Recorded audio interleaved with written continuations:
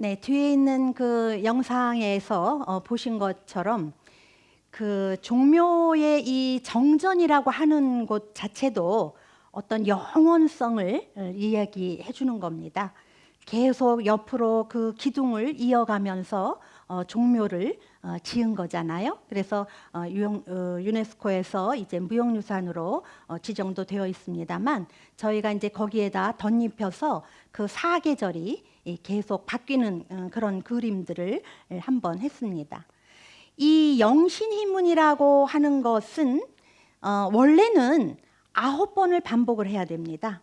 그리고 사직대제를 할 때, 사직을 제사 지낼 때에는 이 영신을 8번 반복을 하고요.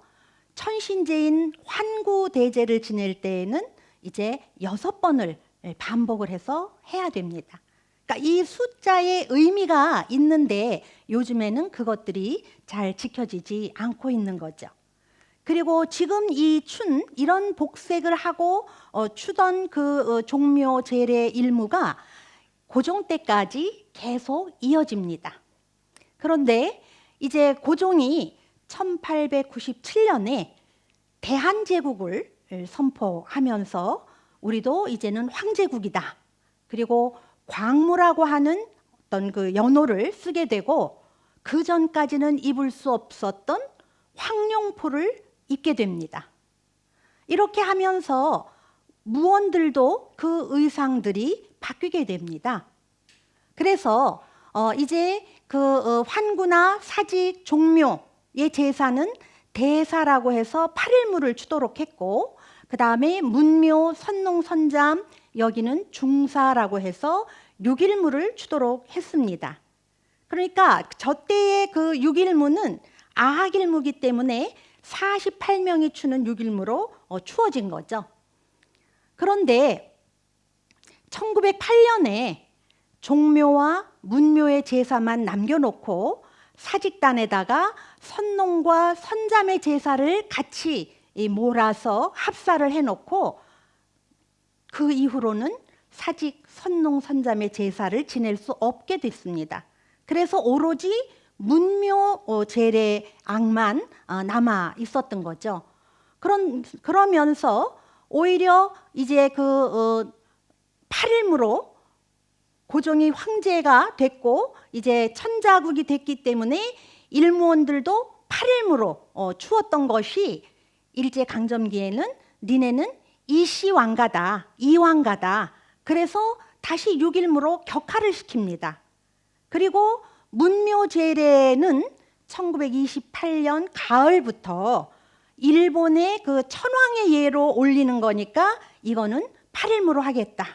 그래서 8일무로 오히려 승격을 시켜주게 되는 것입니다. 그래서 이제 여러분들은 대한제국 이후에 광복이 되고 난 이후에는 대한제국 이후 그때의 의례를 황제의를 따라서 했기 때문에 그런 그 복식이며 이런 것들이 또 일무원이며 바뀌어진 그 모습을 보실 수가 있습니다.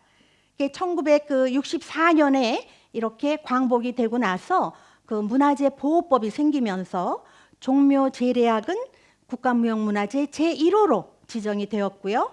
종묘 대제는 56호, 그 다음에 석전 대제는 85호, 그 다음에 사직 대제는 111호로 지정이 되게 됩니다. 이제 여러분들은 그 고종이 황제로서 즉위하고 나서 그 하늘에 환구단에서 하늘에 우리가 이제는 황제국이 되었다라고 하는 것을 고요하는 그런 의식을 갖습니다.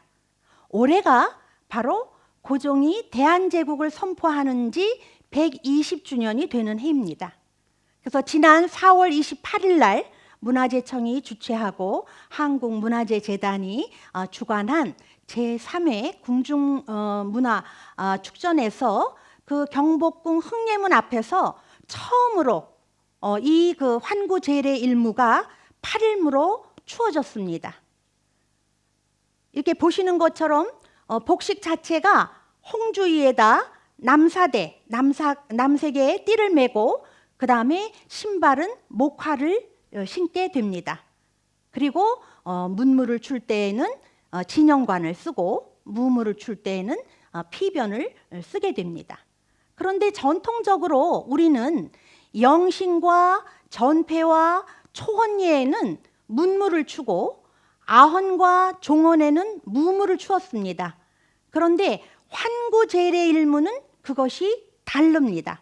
음악도 그 이전까지는 송나라 때의 것을 받아들였기 때문에 명안지악, 성안지악, 서안지악 하는 안자 돌림의 음악을 썼는데 이 환구제례의 음악은 뭐 희안지악 또는 수화지악 또 숙화지악 해서 화자 돌림에 들어가는 음악으로 바뀌었고 그 전까지는 일 가사를 불렀었는데 여기서는 두 방마다 가사 하나씩을 부르는 것으로 바뀌게 되었습니다.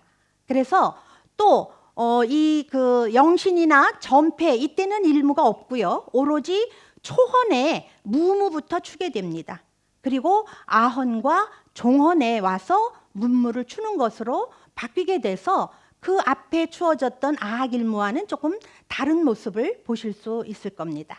자, 이제 환구제례 일무를 보시겠습니다.